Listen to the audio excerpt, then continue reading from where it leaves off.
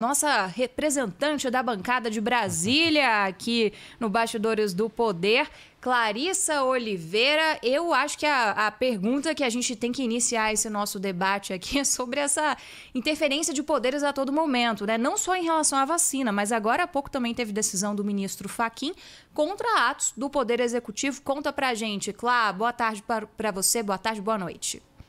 Olá, boa tarde, boa noite a todos, Danilo, Tudo Bel. bem, Clarissa? Olha, Isabela, eu acho o seguinte, ficou muito evidente que o Supremo Tribunal Federal decidiu tomar a iniciativa prometida lá atrás, a gente mencionou isso em mais de uma ocasião, de, caso enxergue uma espécie de omissão por parte do governo federal, por parte do Executivo, nessa discussão sobre a vacinação, o Supremo pretendia, sim, se posicionar, cobrar o Executivo.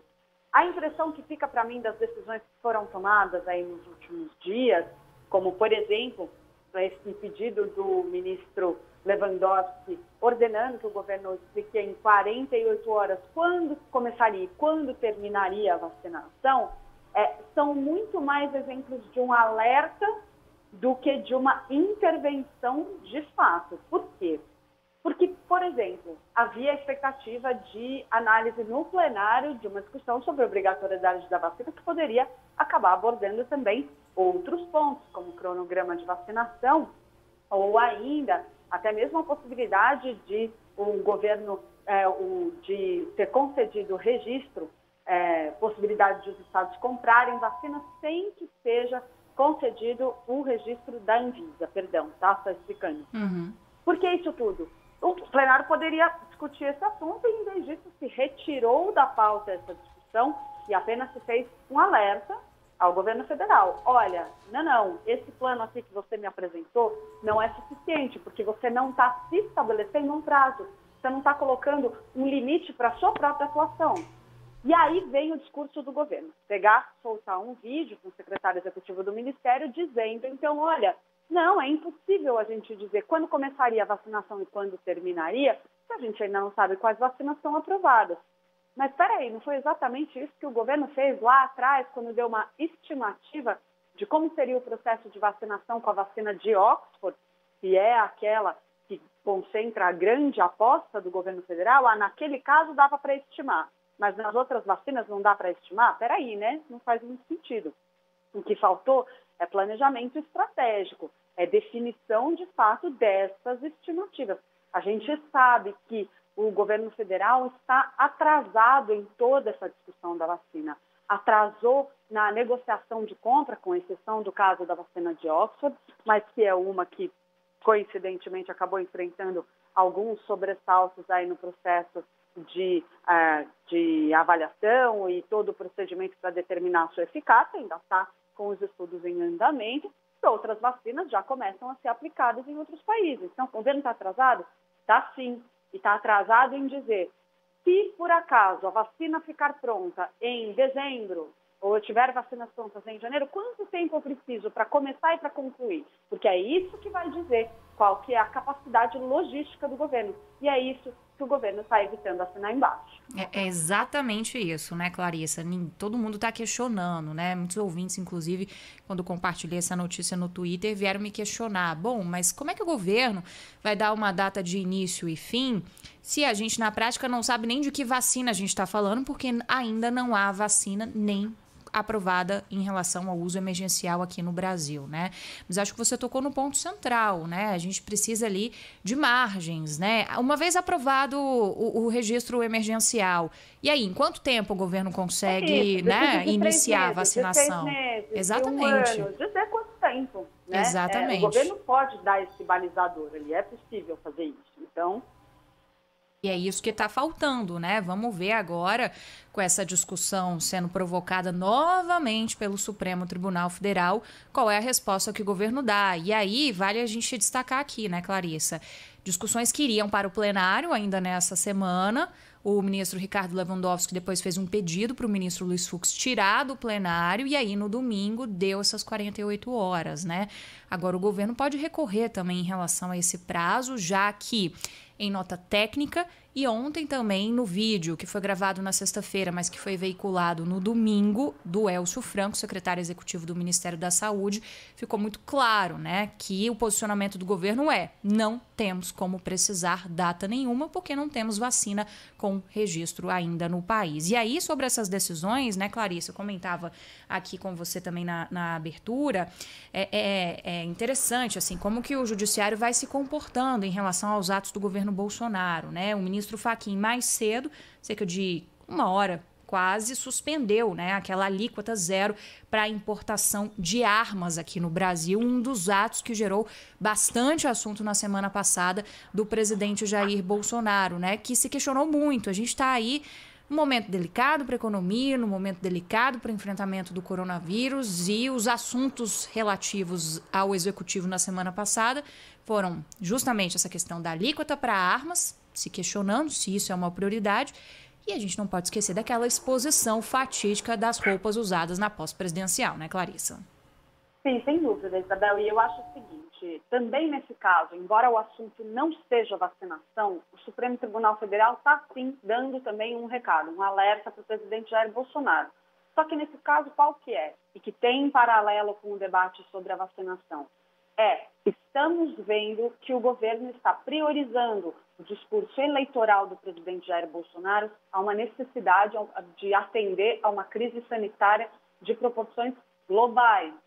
A prioridade nesse governo tem que ser a vacinação contra a Covid-19 e não qualquer outra agenda que o presidente Jair Bolsonaro queira levantar por conta de um esforço que ele enxerga como necessário para manter a sua popularidade. A gente observou aí a última pesquisa da Datafolha, que demonstrou que o presidente Jair Bolsonaro conseguiu manter a sua popularidade nesse momento, só que a gente também sabe que isso acontece em decorrência da concessão do auxílio emergencial. Há ali uma grande expectativa da população em relação ao que vem daqui para frente. A questão é, a partir de janeiro não tem mais auxílio emergencial. E se não tiver um plano consistente de vacinação, a situação do Brasil na pandemia do coronavírus vai se estender para muito além do que seria o necessário. Isso inclui o aumento ou constantemente o número de mortes sendo registrados recorrentemente no Brasil, quando poderiam ser prevenidos. Então, essa agenda, esse recado do Supremo Tribunal Federal, do Judiciário e que vem também dos setores do Legislativo, está vindo de maneira cada vez mais intensa. Eu conversei com o ministro do Supremo na sexta-feira e ele colocou para mim, em reservado, claro, o seguinte: olha, tudo bem, por enquanto a gente está dando aviso, só que é o seguinte, se o governo continuar, vai chegar uma hora em que o Supremo vai, de fato, intervir. E se isso acontecer, quem sai perdendo é o presidente Jair Bolsonaro, porque isso o enfraquece diante do enfrentamento da pandemia do coronavírus. Então, a avaliação desse ministro e também de outros políticos com os quais a gente conversa aqui com frequência é de que o presidente Jair Bolsonaro precisa tomar as rédeas desse processo todo se quiser manter essa popularidade que ele tem e não quiser ver o seu governo entrar agora numa situação de descendência total diante do avanço da persistência da pandemia do coronavírus e do aprofundamento da crise econômica. Vamos lembrar, o governo já não fez o ajuste fiscal, já não aprovou medidas efetivas para a retomada econômica que viessem naquela linha prometida de criar um substituto para o auxílio emergencial, criar um programa social mais robusto do que o Bolsa Família, absorver essa fração da população que hoje depende do auxílio emergencial. Então, a ver se o governo vai conseguir reagir a partir do começo do ano. Tem eleição na Câmara e no Senado pela frente, tem muita coisa para acontecer. O governo precisa colocar a sua agenda de reformas e estratégica para o combate ao coronavírus no topo absoluto da lista de prioridades. Clarissa, a gente está com o horário apertado aqui, mas antes da gente passar pela eleição na Câmara, eu só queria perguntar, nessas conversas de bastidores aí em Brasília, o que dizem os aliados do presidente Jair Bolsonaro a respeito dessa posição dele, não é? Porque muito se comparava com a posição e a postura do Donald Trump, que depois acabou acertando a compra de vacinas antes mesmo delas estarem aprovadas. A gente já está noticiando hoje a vacinação nos Estados Unidos. O que dizem os aliados, as pessoas que estão ali no entorno do presidente Jair Bolsonaro, hein? Olha, Danilo, um aliado do presidente Jair Bolsonaro com o qual conversei nos últimos dias estava manifestando para mim a preocupação com o tom cada vez mais tenso, cada vez mais acirrado do presidente Jair Bolsonaro. Só para a gente relembrar um pouquinho, há alguns meses, o presidente Jair Bolsonaro vinha adotando aquela linha do Jairzinho Paz e Amor. Ele tinha baixado muito o tom do discurso dele, se voltado, sim, mais para a questão da pandemia do coronavírus, ali em cima, inclusive, dessa questão do auxílio emergencial, e que agora, no decorrer dos últimos meses, mais recentemente, até das últimas semanas, que o presidente Jair Bolsonaro acabou retomando esse discurso muito beligerante, muito do enfrentamento com os seus críticos, seus adversários.